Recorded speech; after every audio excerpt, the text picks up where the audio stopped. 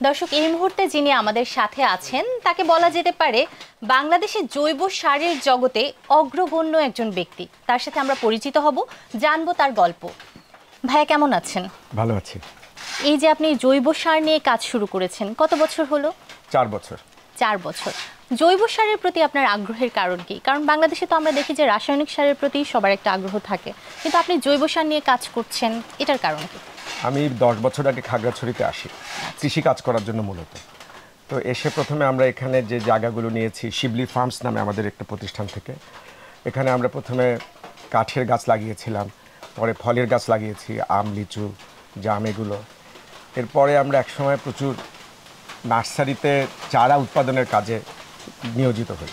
তো চারা উৎপাদন করতে গিয়ে দেখি যে এখানে চারা উৎপাদন করতে গেলে অনেক জৈব সার লাগে, যেটা এখানে নাই।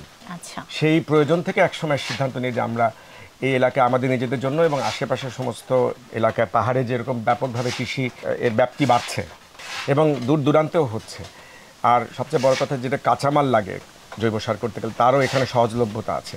সব কিছু মিলিয়ে আমরা সিদ্ধান্ত নিই যে জৈব সারের কাজে নিয়োজিত হব। ভাইয়া, এখন যখন আপনি জৈব সার নিয়ে কাজ করছেন, বাজারে এটার চাহিদা কেমন দেখছেন?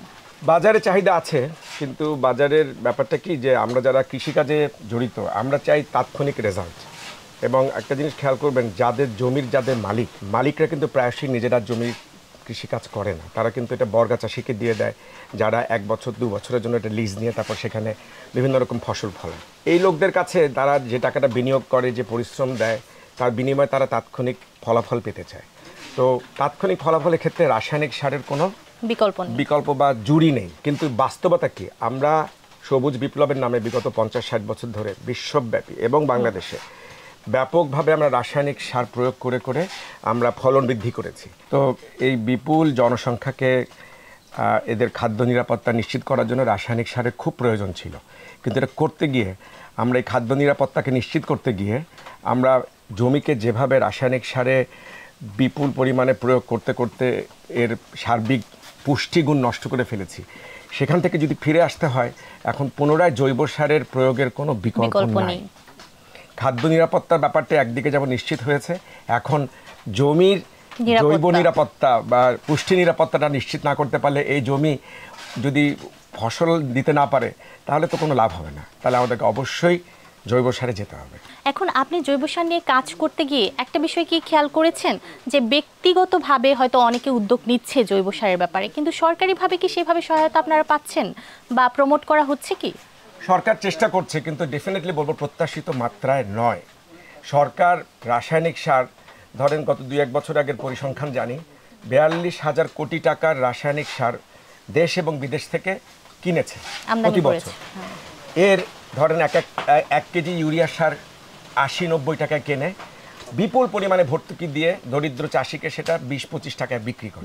মাঝখানে যে 60-70 টাকা এটা সরকার ভর্তুকি দেয় জনগণের পক্ষ থেকে কৃষককে প্রণোদনা দেওয়ার জন্য। এই বিপুল প্রণোদনা পেয়ে রাসায়নিক সারের যথেচ্ছ ব্যবহার করে আমরা ভালো ফলন করাচ্ছি। আমাদের এখন খাদ্যে প্রায় স্বয়ংসম্পূর্ণ। সেটা হচ্ছে বছরে 28,000 কোটি টাকা। এটা তো একটা বড় অঙ্ক আমাদের সরকার রাসায়নিক সারে ভর্তুকি দেয়। এর এগেইনস্টে জৈব সারে আমার জানা মতে 28 কোটি টাকাও দেওয়া হয় না। যেটা করে সেটা হচ্ছে গিয়ে বিভিন্ন কৃষি ডিপার্টমেন্টের বিভিন্ন অফিস থেকে, উপজেলা জেলা অফিস থেকে জৈব সার কিনে চাষিদেরকে মাঝে মাঝে দেওয়া হয়। 1% প্রণোদনা যদি রাসায়নিক সারের এগেইনস্টে জৈব সারে দেওয়া হয়, আপনি কল্পনা করতে পারবেন না দেশের চেহারা কীরকম পাল্টে যাবে। লাইসেন্সিংটা বিশেষ করে যদি সহজ করে দেয়, যেমন আমি আমার কথা বলি, আমার 4 বছর লেগেছে। নিদেন পক্ষে কিঞ্চিত ভর্তুকিও দেয়, তাহলে আমাদের এই দেশব্যাপী উপজেলা ভিত্তিক, ইউনিয়ন ভিত্তিক জৈব সারের উৎপাদন কারখানা গড়ে উঠবে। স্থানীয় উদ্যোক্তারা এগিয়ে আসবে, তারা চাকরি খোঁজ না করে তাদের বাড়ির সামনে সামান্য কিছু জায়গা নিয়ে জৈব সার করবে, এবং জৈব সার করা কাঁচামাল সব তার বাড়ির পাশেই আছে। হ্যাঁ, আমি এটাতে একটু যাব। এই যে কাঁচামাল, জৈব সারে কি কি কাঁচামাল লাগছে এবং আপনি সংগ্রহ কোথা থেকে করছেন? আমি নিজে ইউজ করি গোবর। আচ্ছা। গোবরের সাথে আমাদের এখানে প্রচুর লতাপাতা হয়, সেই লতাপাতাকে এনে শুকিয়ে পচিয়ে আমরা গোবরের সাথে মিশাই। আর সাথে আমরা এটা যাতে পচনটা যাতে দ্রুত হয় সেজন্য আমরা একটা ব্যাকটেরিয়া দিয়ে, ওটার নাম হচ্ছে ট্রাইকোডার্মা দিয়ে মিশিয়ে দিলে হয় কি দ্রুত পচে যায়, তা না হলে একটু সময় লাগবে। আর এই ট্রাইকোডার্মা দিয়ে মিশিয়ে দেই বলে এটার নাম হচ্ছে ট্রাইকো কম্পোস্ট। আর আপনি শুনেছেন আরেক ধরনের জৈব সারের কথা, নাম হচ্ছে ভার্মি কম্পোস্ট।